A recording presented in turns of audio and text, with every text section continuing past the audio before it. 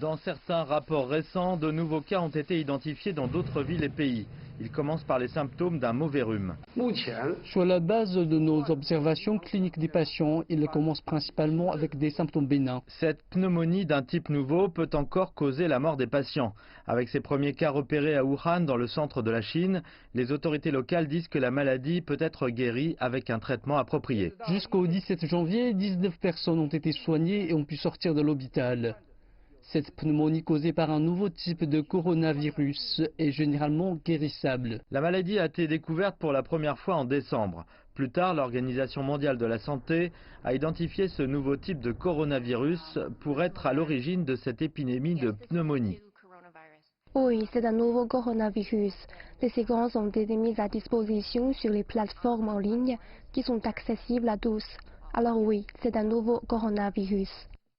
En 2002, une autre souche de cette famille de virus a causé une éclosion de syndrome respiratoire aigu sévère, également connu sous le nom de SRAS. Il a tué des centaines de personnes dans le monde. Cette nouvelle pneumonie ne semble cependant pas aussi mortelle. Cette nouvelle pneumonie coronavirus n'a pas une forte infectivité. Nous ne pouvons pas exclure la possibilité d'une transmission interhumaine, mais les chances qu'elle se répande au temps sont faibles. Mais avec la ruée vers les voyages en cours avant le nouvel an chinois, le système de transport prend des précautions supplémentaires pour se préparer à toutes les possibilités. Et l'OMS n'a pas exclu une propagation à l'échelle internationale.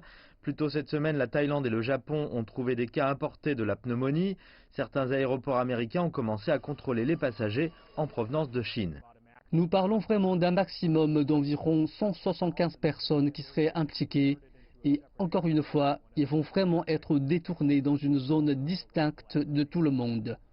Donc nous ne nous attendons pas à ce que cela affecte l'activité d'arrivée globale à San Francisco.